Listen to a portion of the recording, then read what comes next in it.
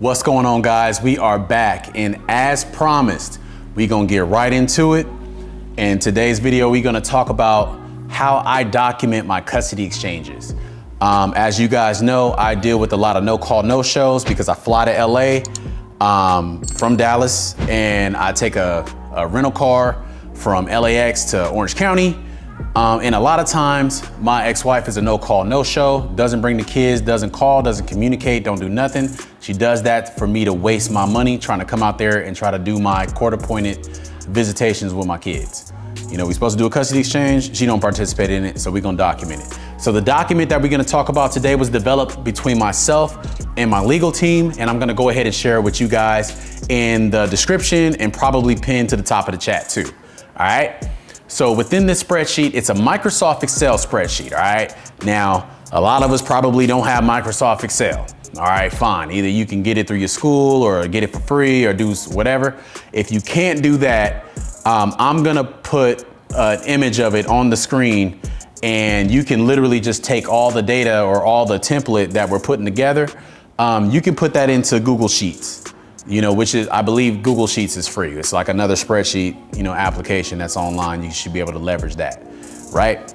All right, cool. So like I said, I typically travel from Dallas to LA, and then I drive a rental from LA to Orange County, pick up my kids, drive back to LAX, fly back here, do my thing. Very expensive, very time consuming. My ex-wife doesn't like to sit here and participate in those exchanges. She wants me to waste my money in an effort to get me to stop coming. So what we're gonna do is we're gonna document every time that happens. So if you look on the spreadsheet here, right? If you take a look, you see the actual scheduled custody exchange date. You have the actual exchange time. Then there's the actual time the kids were actually exchanged, if applicable. And then you also have the drop-off. So you have the drop-off date, the drop-off time, or the scheduled drop-off time, the actual time the kids were actually picked up or dropped off by you, and then any notes that you need to include in that as far as, hey, mom was 20 minutes late, 30 minutes late, gave an excuse for this, or mom's was a no-call, no-show. She was on that bullshit. So, you know, and then also we added another column, well, I added another column to show the receipts. And so that other column is actually a bunch of links to Google documents for police reports, GPS check-ins, etc.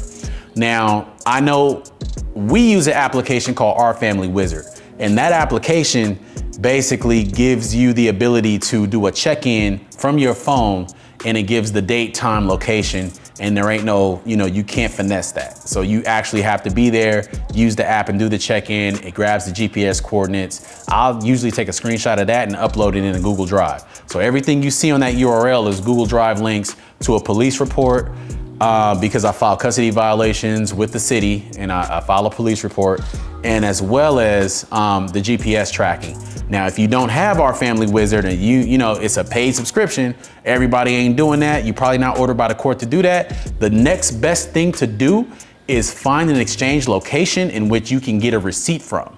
And what I mean by that is like a Chipotle, a McDonald's, you know, somewhere, a 7-Eleven, somewhere where you can go in and just go drop like $1 and go buy something like a little cheeseburger or some cookies or whatever it is. And that way you get the receipt and take a picture of that receipt, because that receipt's gonna have the name of the place, the address, and it's gonna have the timestamp to show that you were there and you purchased something, and here's the receipt to prove that. It's gonna be very hard to disprove that in court. And the reason why we're doing this whole spreadsheet is to literally not make this argument in court. So if we go to court and we wanna have a discussion about you not holding up to custody exchanges and you no call, no showing, and you playing all them games, I'm not gonna sit here and try to explain this to a judge. I'm gonna hand this judge the spreadsheet, and you can look at it, and now the judge can ask this person why they can't meet, you know, the obligation of the court order, and let them handle that. And we just gonna sit up here and remain stoic. So if you look at the spreadsheet, you can see I gave a couple of examples on there. You can literally just populate everything you need to populate on there, and you wanna keep record of all of this. And so when it is time for you to have a status conference, and if there is an issue with custody exchanges, you now have a record that you can produce and blow up and give to the court prior to your hearing to put in front of a judge and let that judge evaluate what's going on with these exchanges, how frequently it is, and, you know, basically put it on the other person to justify why they can't meet that obligation.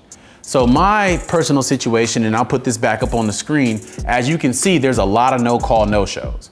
That's what led us to do that in the beginning. And then along with the no call, no shows, you got instances to where she's super late to drop the kids off, or she's super late to pick them up, you know, or she's not bringing all the kids. Now, picking up is important for me because I fly back to LA with my kids. I drop them off at the exchange time, and I need to head back to the airport because I have a return flight to Dallas. So I can't be fucking around with that, right?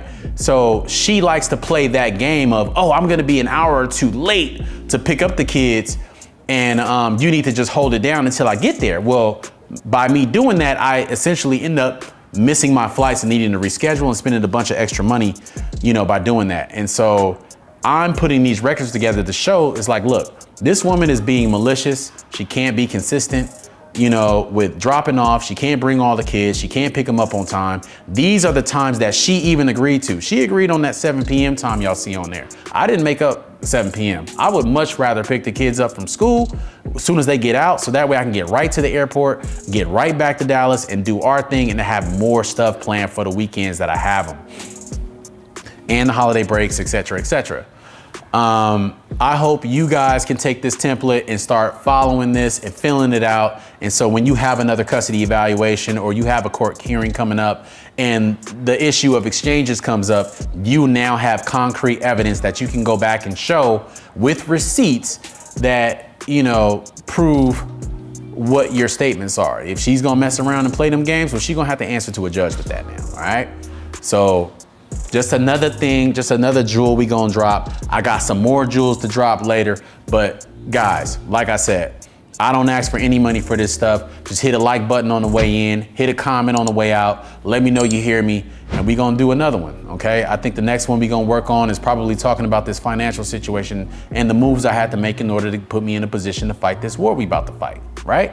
Cool. I love you guys. I appreciate you guys, man. I'm gonna get with y'all in the next video. Y'all take it easy.